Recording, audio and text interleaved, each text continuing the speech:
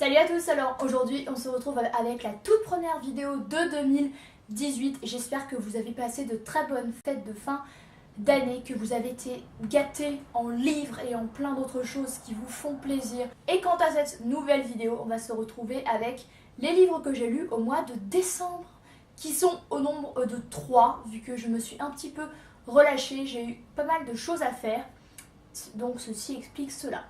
Donc le premier livre que j'ai lu, il s'agit de Sans toi de Saskia Sarghinsson.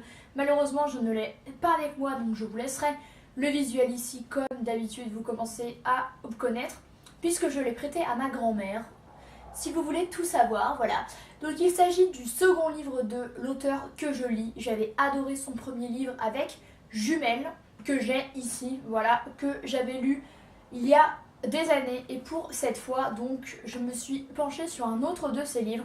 Donc Sans toi, ça se passe en 1984 si je me souviens bien, dans le Suffolk, donc en Angleterre ou en Écosse plus précisément, où une famille vit tranquillement dans une petite ville jusqu'à ce qu'un jour Eva et son père sont sur le lac en bateau, vu que le père adore prendre le large, sa fille en a hérité, et le bateau va chavirer et Eva va disparaître.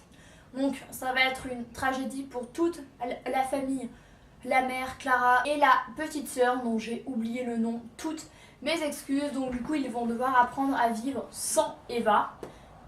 Sa petite sœur Faith est persuadée que Eva est encore vivante, a été amenée sur une île en fait qui est en face de l'endroit où il naviguait, et a été séquestrée par l'homme sauvage, qui est en fait une légende où un homme tout poilu et à l'état sauvage nagerait dans les eaux où ils habitent.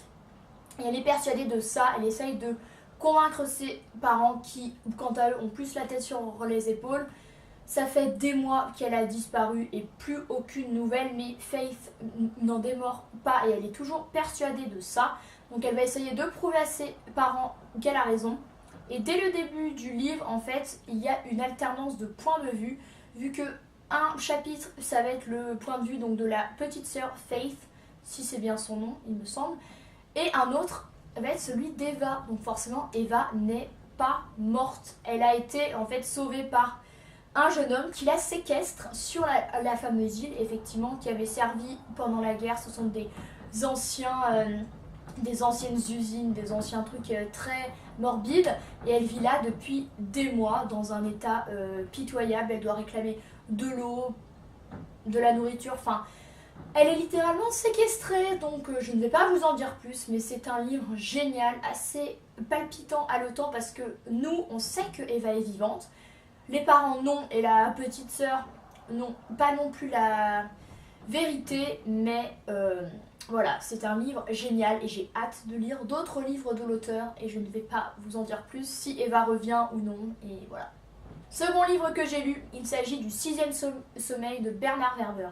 Alors j'ai littéralement adoré ce livre. Il s'agit de l'avant-dernier de l'auteur, qui est ciblé du coup sur le sommeil.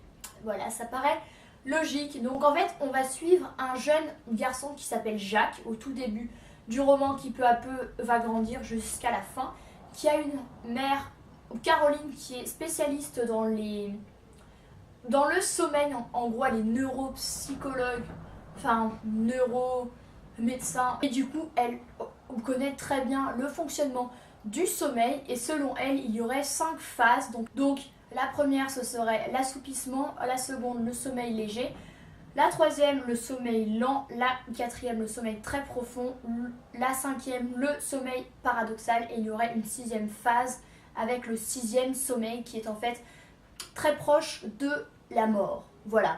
Donc en fait pendant tout le livre, donc on va suivre cette mère et son fils.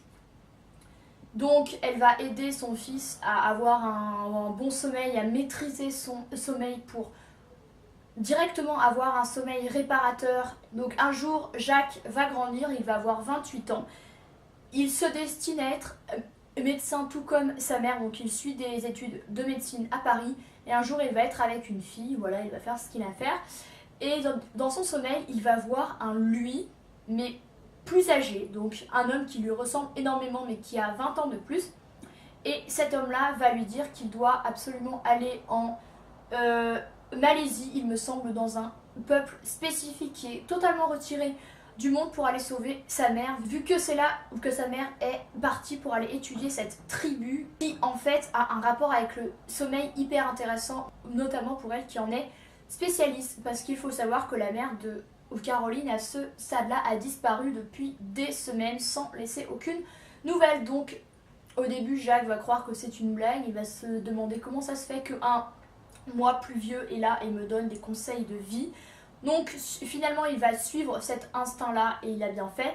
Et en fait il va s'avérer que ce lui plus vieux est vraiment lui plus vieux 20 ans plus tard qui a trouvé une méthode, donc le 6e sommeil, pour en fait rentrer dans une phase un peu très proche de la mort, donc une phase très dangereuse qui en fait va permettre à son futur de communiquer avec son passé. Voilà, pour changer le futur et permettre des améliorations, tout ça. Donc c'est un petit peu spirituel, c'est différent de ce qu'on peut lire habituellement. De toute façon, Bernard Werber a inventé la philosophie fiction, donc qui est un mélange de philosophie, de science-fiction et de spiritualité. C'est un genre très spécial mais que personnellement j'adore. C'est rempli de choses scientifiques hyper intéressantes. On en apprend énormément et là on en apprend beaucoup sur le sommeil d'une façon romancée, donc c'est vraiment original. Ce n'est pas un manuel du sommeil en mode scientifique où vous ne comprenez rien, pas du tout. C'est en fait romancé mais ça vous apporte un tas d'informations, c'est hyper intéressant. Et j'ai adoré ce livre, très intéressant, que vous dire de plus. Et j'adore l'auteur dont je suis toujours avide de lire ses livres.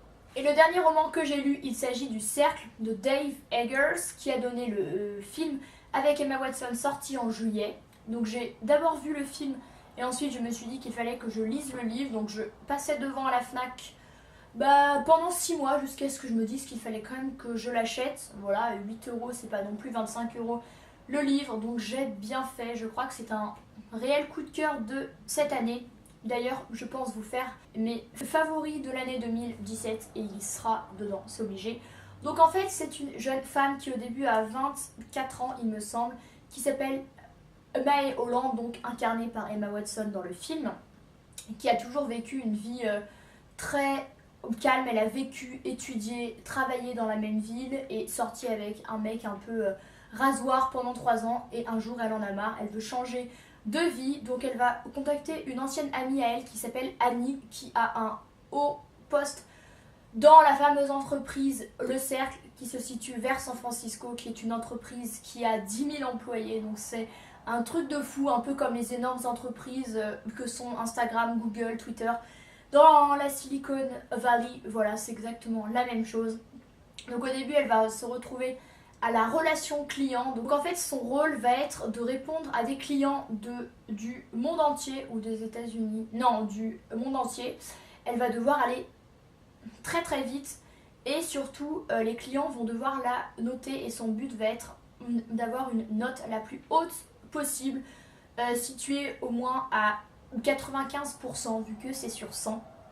Et en fait, il va y avoir une véritable quête de la perfection, une quête de toujours mieux faire. Elle va travailler sans arrêt parce qu'en fait on lui en demande tellement. C'est un travail tellement titanesque, ça va complètement rentrer dans sa vie privée. Elle ne va plus avoir de vie privée, elle va même habiter sur le campus parce qu'en fait l'entreprise est faite de façon à retenir les employés en son sein pour qu'ils soient totalement dévoués à la communauté. Donc déjà ça fait hyper sectaire.